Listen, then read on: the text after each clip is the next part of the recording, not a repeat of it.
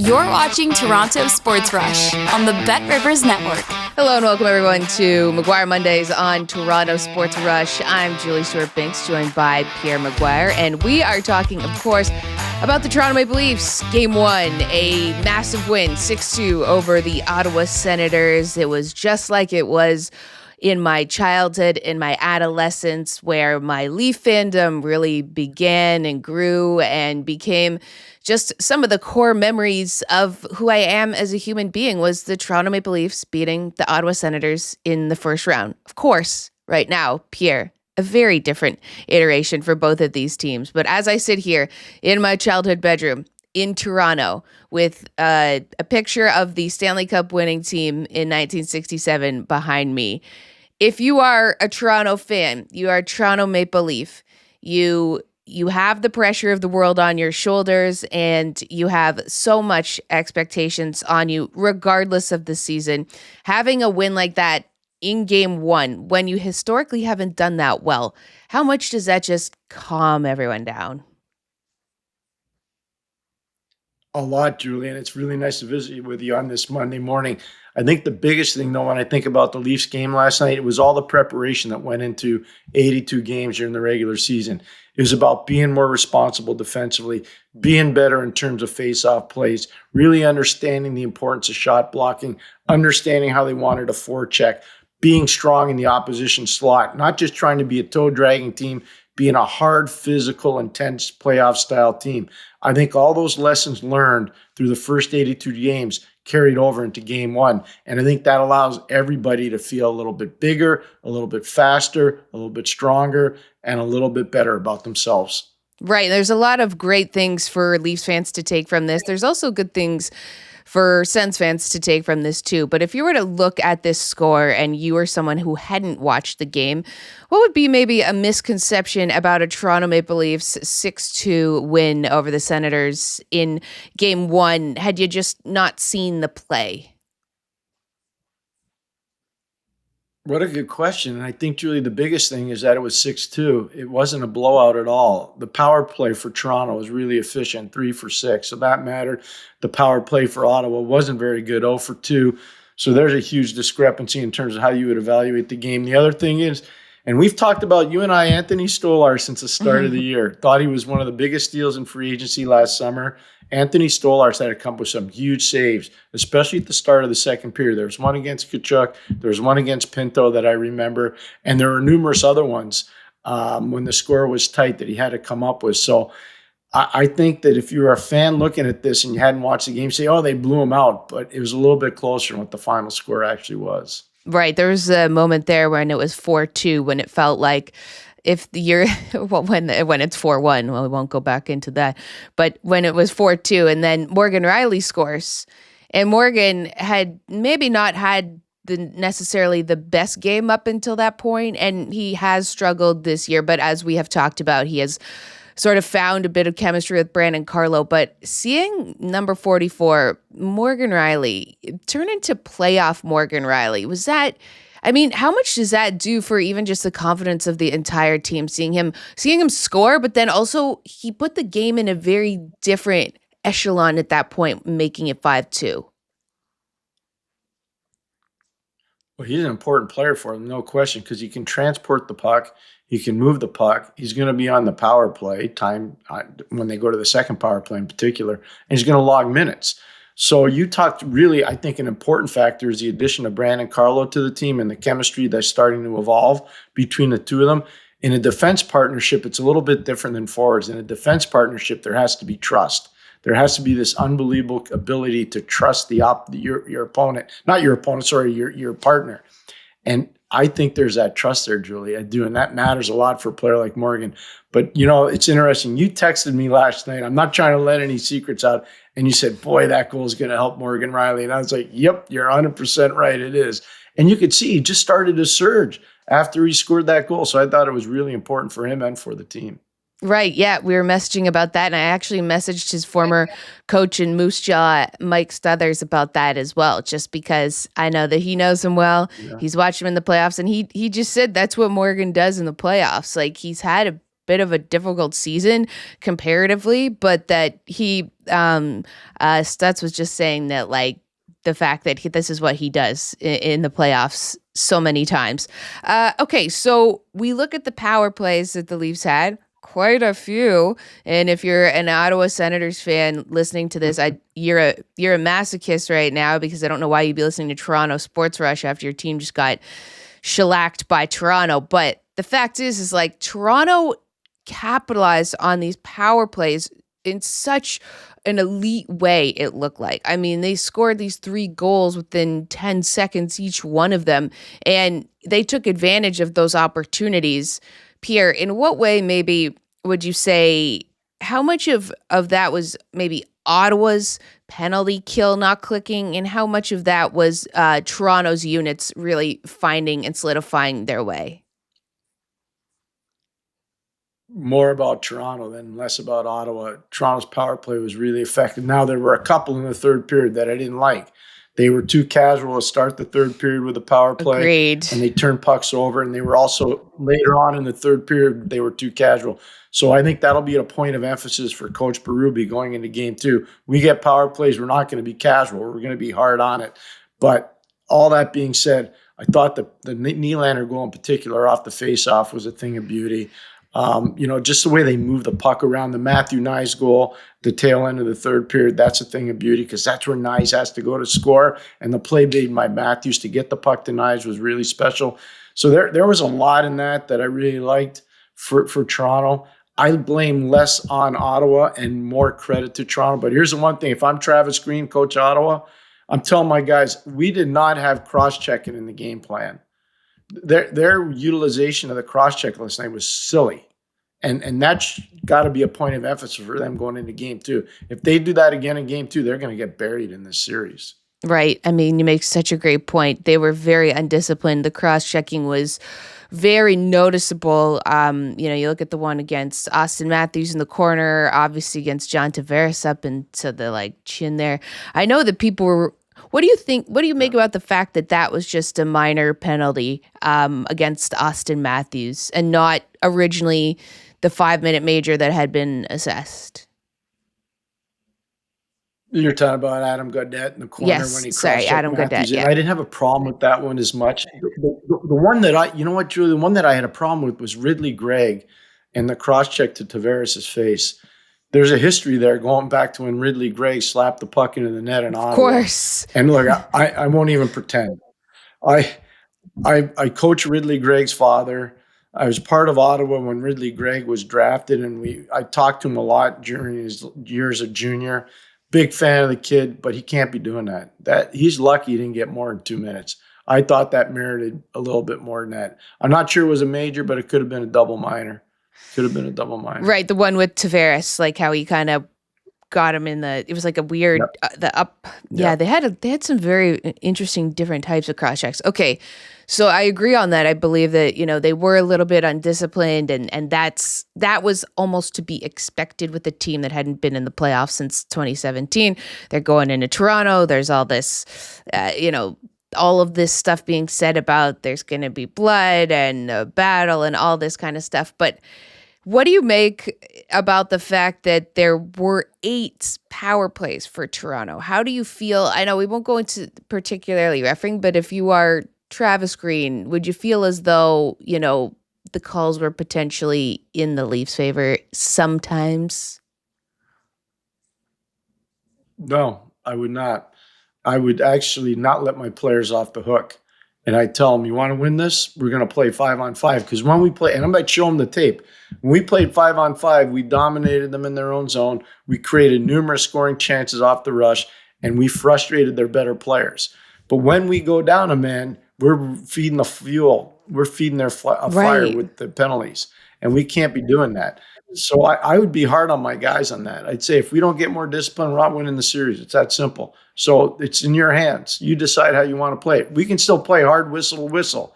Cross-checking is not part of the game plan. Physicality is part of the game plan. There's a great hit from Brady Tkachuk early in the game. I think it was on Oliver Ekman-Larsson. It was a heck of a hit. Totally clean. Great play. And they need more of that and less of the cross-check stuff. Right, because it's kind of a fool's errand in a way to just get upset about the calls in a game that has already passed, because then you're kind of taking the onus off of you in terms of having even committed some of those penalties and just saying like, oh well, it was the refs that did this, it was the refs that made us down a man, and then that's why Toronto was able to get a goal. But when you look at the stats, and I watched the game with my parents here because I'm in Toronto. It was Easter dinner last night. And then we all went downstairs. I was like, no one can talk while we're watching. And because my mom will ask like ridiculous questions, right? Like she said, she's like, how do they take their retainers out and chew on them so much? She's like, it takes me so much to get my retainer out. I was like, Mom, what? I've never even, you just stuff you don't even think about. Like that just, I love mom observations. It's just such a great idea with this kind of stuff. But when we were watching it and I was showing them Natural Stat Trick, the website, very good, just kind of showing so much of the high danger chances, the scoring chances. And when you looked at it 5-on-5, I mean, the Leafs were getting outplayed significantly in each of the periods. So then, and they were being outshot. So then if you're Travis Green and you know that you are doing very well 5-on-5, but you aren't able to capitalize on it, what's that next step?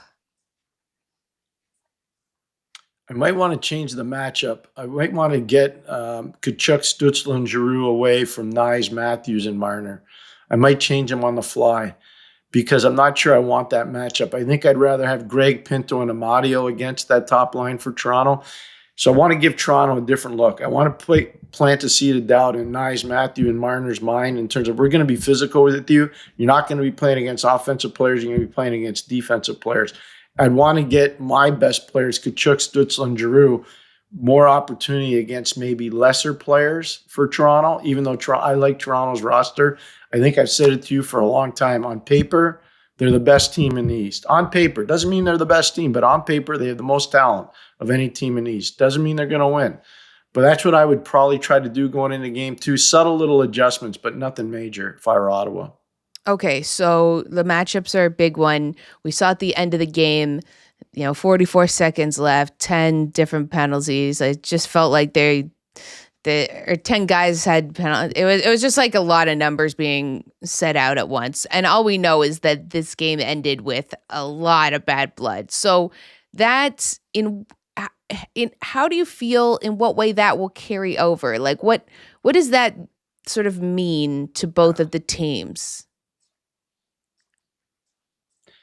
Well, I don't think it's going to carry over, number one, because Ottawa's going to stress discipline. And for Toronto, they know they want to play 5-on-5 and force Ottawa to take penalties. So if you're playing out of control, you're going to be in trouble. Everybody talks about it, and usually they write it on the board or they put a message around for the guys to understand, play with discipline. Usually that's how it works in the playoffs. And you talk about discipline a lot. But I'm not a big believer that momentum goes from game to game, and I'm not a big believer that bad blood goes from game to game. You expect it to be physical. You expect it to be nasty. You expect there to be vitriol. These two teams don't like each other. That's okay. That's all part of it. That's playoff hockey. And everybody talking about how vicious this game was last night. Let me tell you right now, I watched every single game that's been played so far in the playoffs. The Winnipeg-St. Louis game was much more violent than that. The hitting in the Dallas-Colorado game was much more violent. And even though New Jersey tried to push back, Carolina's hitting on Jersey was way more physical than anything I saw in Ottawa and Toronto. So, I don't know where that comes from, but this was one of the more tame Ottawa-Toronto playoff games I've seen. Definitely. I think you hit the nail on the head there with, I've always believed that too. The momentum doesn't go game to game, but I hadn't really thought too much about the bad blood going from game to game. And I think you make a great point with like the fact, first of all, it felt like Toronto was very good at controlling their emotions. And I think you can pinpoint just how Austin Matthews just didn't do anything. Like he's, I think, so good at controlling his emotions for the most part. Like just don't get drawn into that stuff that's going to potentially hurt your team. But then at the end of the game, it hurts the Leafs more so because you kind of expected a bit from Ottawa, who is just losing a game 6-2. They have lost control of their emotions many times in that game. And then maybe it was Domi just wanting to kind of rile up the crowd, and he's got his dad and the whole history there. It felt like that was a bit of a Domi moment that he needed to live out, that I think everyone kind of wanted to live out too. Just seeing him kind of be a little bit of an antagonist out there, it just brought back memories of the olden days, I guess, for Leafs fans, which I can see being problematic in the long run if you just sort of rely on the past as like, well, we know we've always beat Ottawa, to becoming too comfortable. Switching gears, you go towards game 2. How do you think, in what way this will be different from the Leafs' perspective? I don't think they'll change very much. One of the things I think they'll probably look at is tightening up in their own zone a little bit, closing the gap defensively a little bit quicker. I thought when Ottawa really had success 5-on-5, they were able to get their cycle game going. They were able to dominate below the hash marks on both sides of the ice in their own zone, in the offensive zone, I should say. So I think Toronto will work to do that. I like the shot blocking aspect of Toronto's games. I like most of the matchups for Toronto. That's why I think Travis Green's got to look to change some of the matchups. Not a lot of them, but a couple of them. But I don't think they need to change very much. The one thing we talked about off the top, less casual on the power play, be intense all the time on the power play. And by and large, I thought everything was actually really good for Toronto in more cases. Just tighten up 5-on-5 defensively just a little bit. What about the fact that the Leafs only had 4 shots in the opening 20 minutes, but they scored on 2 of them? Yeah, the territorial part was pretty good, though. They didn't get a lot of pucks to the net, but territorially, I thought they did some good things. The play that really speaks to what Craig Berube been trying to teach these guys all year, Julie, was the Mitchell Marner goal. If you go back and roll the tape all the way back, watch the defensive stand by Austin Matthews, watch what he does to take away time and space, watch what he does when he gets the puck, and look how quickly he looks up and recognizes that Mitchell Marner's got an availability on a stretch pass. That's a beautiful play. It's not because it's great offensively. The end result is beautiful offensively. It's a defensive mechanism from Austin Matthews that sets it all up. Great defense leads to better offense. Right. And that's what I'd be trying to sell if I were Craig Berube, to take it one step further. Let's be tighter defensively so we can create more outstanding offensive opportunities. I love that goal. It was so magical, just with Mitch Marner and Austin Matthews, the connection. They obviously know each other so well, but then Mitch just being able to sneak past those 2D, and then they were just completely caught off guard. It's amazing when those moments happen. Goes in on the breakaway, and just a beautiful goal on that. Okay, we mentioned Anthony Stolarz before, his first ever playoff career start in the NHL, and there was some discussion about maybe his rebound control. What do you think about any questions around that? I think they're legitimate. I think he was fighting it a little bit, especially when the puck was in his catching glove. He was more pushing at it than catching it. So I think that's just a subtle little thing. Probably a little bit of nerves, which is normal. That's 100% normal. But you look at how big and long he is. He made some great lower pad saves. I thought he made some great upper body saves. Just the only thing is there were some loose change moments with the rebound control, but that can be fixed. And I think a lot of that was probably nerves, Julie, more than anything else. Right. Yeah. I mean, just especially at the beginning of this game and in the first period. And you mentioned the second period, he made 2 really big saves to kind of keep things as they were. What do you think, though, about the fact that there was even that kind of traffic in front of the net? Like, I think maybe could you look at it from 2 ways? There was traffic there and Ottawa couldn't jump on it. Maybe their net play kind of lacked, or the fact that Toronto was leaving that there for them to be able to bounce on it. I think there are a couple things. One, Ottawa's really good at that. I know that Travis Green and his staff stress that a lot. So I think that's something. Again, I know Mike Yeo really well. He's an assistant coach there. I know Ben Sexton unbelievably well. I know Travis really well. Like, their staff is really well prepared. This is something that Travis coached when he was in Utica in the American League. It's something that he coached when he was in Vancouver in the NHL. His teams usually have big body presence in the opposition slot. So it's just something. That's why I remember when I told you before, they're going to have to tighten up the gap and push guys out. They're going to have to be tighter defensively, talking about Toronto. But I don't think that's really was in a bad form. I think part of the reason why is Ottawa's very good at that, so they deserve a little credit for that. Right. Certainly they do. Okay, so Scott Laughton, everyone said he'd show up in the playoffs, and he made, a great pass in the first goal with Oliver Ekman-Larsson, a great play. What did you think about his first taste of Toronto Maple Leafs playoff hockey? I thought his line with Lorentz and Yarncroc when they were together was actually really good. Really good. So I thought that was number one. Number two, Scott, I think, was motivated because I don't know what happened when they were in Philly together, but he and Claude Giroux had a pretty good verbal joust there that They entire game. did. So I Yeah. think that probably motivated him a little bit too. I was a little surprised by that because I did not. I called a lot of their games when they were teammates, and I was a little shocked to see how that went down last night. But again, there's the opposition, and then at the end of the season, you're friends again. But I thought that Scott played really well. I thought Brandon Carlo played really well. Two of the recent additions, obviously, to the team. There weren't any passengers for Toronto last night. I thought the big bodies, McMahon, Domi, even though he's not very big, he plays big, and Lorentz and Nyes on the left side. Those guys were really good for Toronto last night. All of them were really good. We remember earlier this season, Austin Matthews saying how quiet it was in the building at home. It felt like it had been a bit different last night, even though there were seats in the platinum area that were vacated during moments of brilliance for the Leafs. But it felt like the real fans kind of were there. They were, they were saying some things that were maybe not very nice, like whatever, Brady sucks or something like that. That's not that bad, like in the big scheme of things.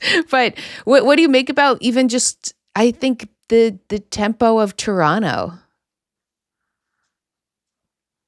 Like their fans. Well, here's one of the things. Toronto fans watch TV. They do. And so if you're watching the games, you watch what happened in Winnipeg the day before. That was phenomenal. Those fans should be saluted. That was spectacular theater. I've called playoff games in Winnipeg, and I've been exposed to a lot of what that whiteout is. But that maybe was one of the loudest and best ones I've seen. And I wasn't there, obviously, but it was fun to watch it. I watched the Dallas-Colorado game. The fans in Dallas were off the charts. They were just crazy loud. You watch Carolina, New Jersey, the fans are going crazy there. So you look at, and then later on, you see Toronto, and the Toronto fans are saying, we got to keep up with these people. Mm-hmm. And I thought they did. And I thought it made a difference. I really did. After the Marner goal, the noise was really good. I've coached in some really loud buildings, especially Old Chicago Stadium in a Stanley Cup final. That's a whole other level. That doesn't exist anymore. It really doesn't. There used to be almost 24,000 people in Old Chicago Stadium. They were all right on top of you. But that building last night was loud, and I was really happy for the players on both sides because it creates a great environment for the players to play in. Right. And I know whenever we see, I think, Marner be able to find the back of the net or have a good play or anything like that, just because I think he's just been through so much in Toronto on and off the ice. But although watching it here, the broadcast showed how good he was in the beginning of the rounds and then how poor he played near the end of the rounds. But we're in game one, so kind of it felt weird to sort of see like a game, how he does in game five, because he obviously can't do anything about game five in game one. But I like seeing when Marner gets going, it's just like, I don't know, it that feels like it kind of unlocks him. It has an effect on everyone on the bench. And of course that then they ended that period 2-1 at that point. If you are Ottawa, where is your secondary scoring? It feels as though that's another area that they're going to have to try to figure out for game two. So depth scoring, Adam Gaudette really had a tremendous year for them. They got him on the fourth line. The power play was 0 for 2 yesterday, so I think that was a bit of a problem for them. Gaudette's somebody they're going to need to score. He's an important player for them. I was part of bringing him in there, and I watched him win the Hobey Baker at Northeastern University. He's a tremendous offensive talent, so they're going to need some offense from him. They also brought in Zetterlund from San Jose, and I watched him play in Jersey before he went out there, and he's a guy that can really score too, so they need some offense from him. But the key thing is, I think, Dylan Cousins, Drake Batherson, David Perron. Those three guys are really important. They really are, and they got a goal from Batherson yesterday, but they need more from Cousins and they need more from Perron. And depth-wise, Zetterlund and Gaudette are going to have to kick in. They're going to have to. Okay, so as we're wrapping up here soon, Linus Ullmark, what did you think about him? How would you rate him? Let's just say 5 is the best and 1 is the worst. I'd give him a 2.5. I didn't think he was particularly great, and I didn't think he was particularly awful. I thought he was kind of right in the middle. There were some opportunities there where he didn't have a chance on saves, like the Morgan Riley goal. We'll use that as an example. Yeah. It's a good shot by Morgan, but it goes off Matthew Highmore's hand. There's not much the goalie's going to be able to do on that. But here's one thing I do know about Linus Ullmark. If you get to him early, and the Leafs got to him early, he loses a little bit of his focus. He did it in Buffalo and he did it in Boston. So that if I'm Toronto, that's one of the things I'm taking out of this game, saying we got to get to this guy early and let's get after them early. Let's start on time and get at. And because you could see he was jittery after that. He was not nearly as good as what maybe he had been during the regular season. Right. And the Leafs definitely got on the Sens early in this one. And historically, they had not done well in the opening game of a series. That was just the third time in 10 tries that the Leafs have won an opener in a series. And I just am curious, though, if you're a Leafs fan, if you're in Toronto, is there a way that you could maybe get too high over a win like this and sort of start to look past the Sens? Maybe if you're just even like a fan, what is maybe one thing other than we saw the 5-on-5 play dominated by Ottawa, but what's one thing that the Leafs really might have been overshadowed by the fact that they won, but that they need to really key in on? I'd say down low coverage, 5-on-5. You made a great point before about the slot area presence of Ottawa and the rebound or lack thereof rebound control. I think Toronto's got to do a better job of that. And it all starts when the plays are outside. You got to stuff the cycle early. Don't let Ottawa sustain pressure and create their cycle game. Because if they do, then they jam the slot. And then it becomes a harder game for you to counter and get going offensively. So part of that too, Julie, it's not just playing in your own zone. It's about dominating the puck in the other zone. Force the other guys to defend rather than attack. And I think if they're able to do that, that will help Toronto a lot. Right. Ottawa had a lot of offensive zone time last night, but they were not able to capitalize on their 5-on-5 chances and opportunities, of which they did have more than the Toronto Maple Leafs. And the Leafs really relied on their power play, and their goaltender was fantastic. But that when I say those two things together, it just instantly reminds me back to the New York Rangers of last year, and that was what was their secret sauce. And then that's not enough. So you got to be able to score 5-on-5 if you want to be able to win a series. However, we will take this one for Toronto Sports Rush and all of the Toronto fans, and they will be happy on this Monday morning as they look ahead to Game 2 on Tuesday night in Toronto, 7 p.m. Eastern. Pierre, thank you so much for all your insight and analysis here on McGuire Mondays. And guys, thank you so much for listening, watching. Please like and subscribe, and we'll see you next time. Thanks for watching Toronto Sports Rush on the Bet Rivers Network.